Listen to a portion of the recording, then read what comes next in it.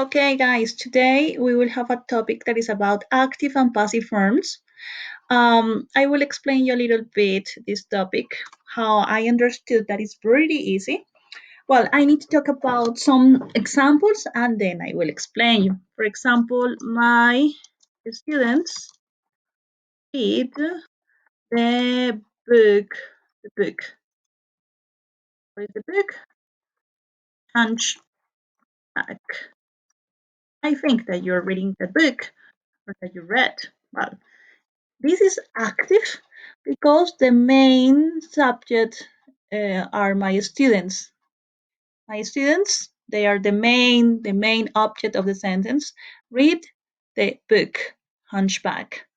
But on passive, the main subject or the most important is not the subject. The most important is the object. So, for example, sorry, this is remember that this is active voice. But here, for example, the book, sorry, the book is read by my students. Here we have, this is passive voice. And here, the book is read by my students. Here it is, it's okay. But here, the most important is the book, and the object is my students. Pay attention that we form the passive voice with the verb to be in this case and the verb in past participle, right? So why and when do we use the passive voice? Well, mainly it's more for academic papers because, for example, when we are talking about or when we are writing about academic papers, we pay more attention on the issue or on the situation or on the situation on the object is the most important that we want to highlight on a document.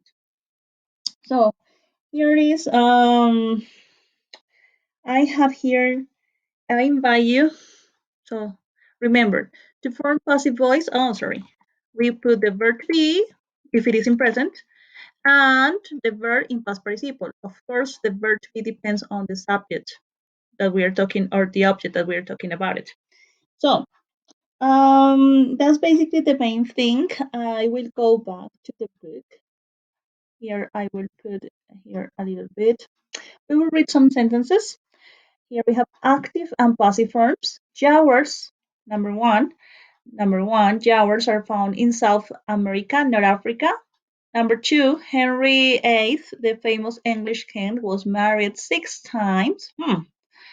The program number three, the program will be broadcast at 8 o'clock tomorrow evening. And number four, modern furniture can be made of wood, plastic, or other man-made materials. So let's analyze. We form the passive with the verb to be plus past participle. Thousands of new websites are the verb to be set up every day. The business was started by James Davis in 1997. Over 1 million units have been sold.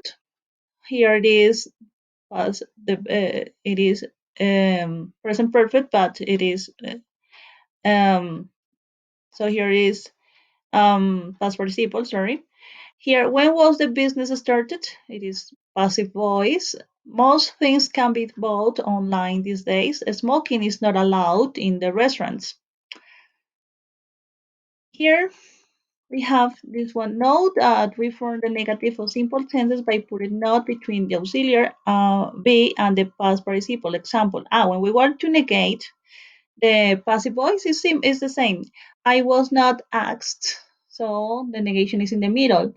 For other tenses, not goes between the two auxiliary verbs. Example, here the office has not is between has and been cleaned.